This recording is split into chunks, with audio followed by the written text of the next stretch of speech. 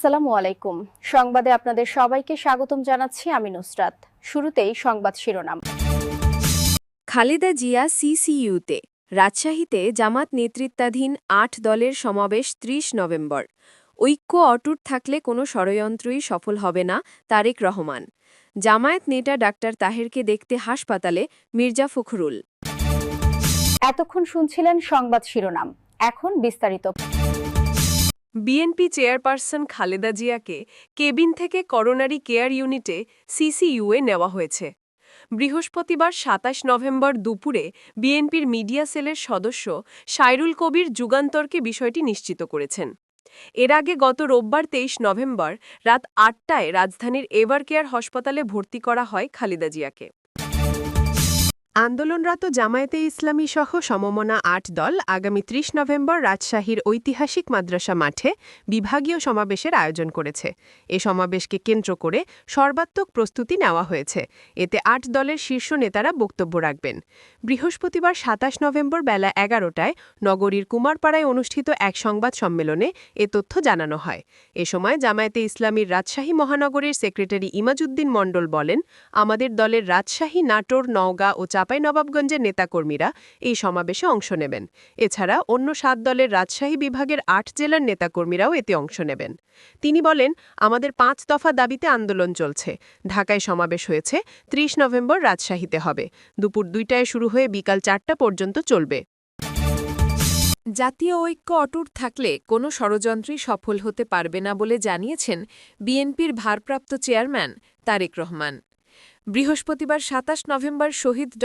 শামসুল আলম খান মিলন দিবস উপলক্ষে গণমাধ্যমে দেওয়া বাণীতে তিনি এসব কথা বলেন।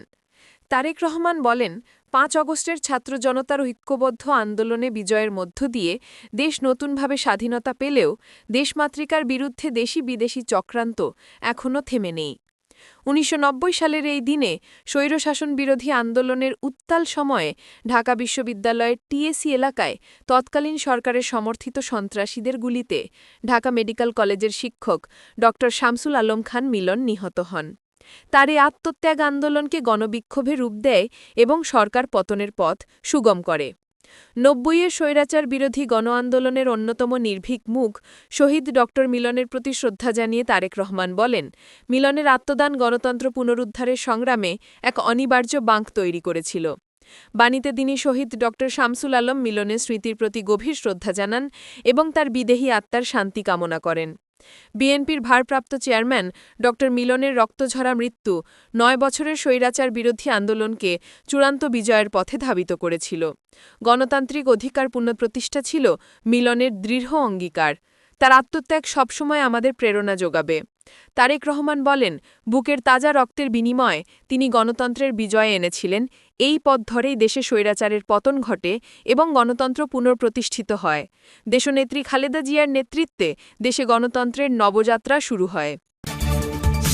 রাজধানীর একটি হাসপাতালে চিকিৎসাধীন আছেন জামায়াতে ইসলামীর নায়েবে আমির ও সাবেক এমপি ডাক্তার সৈয়দ আবদুল্লাহ মোহাম্মদ তাহের। তাকে দেখতে হাসপাতালে গেলেন বিএনপির মহাসচিব মির্জা ফখরুল ইসলাম আলমগীর। জামায়াতের প্রচার বিভাগের সিনিয়র সেক্রেটারি মুজিবুল আলমের সই করা বিজ্ঞপ্তিতে বিষয়টি নিশ্চিত করা হয়েছে। বৃহস্পতিবার ২৭ নভেম্বর দুপুর ১টায় মির্জা ফখরুল হাসপাতালে আসেন। হাসপাতালে তিনি ডাক্তার তাহেরের শারীরিক অবস্থার খোঁজ নেন। একই সঙ্গে তার দ্রুত সুস্থতার জন্য মহান আল্লাহর নিকট প্রার্থনা করেন। আপনি যদি আমাদের চ্যানেলে নতুন হয়ে থাকেন তাহলে চ্যানেলটি সাবস্ক্রাইব করে দিন।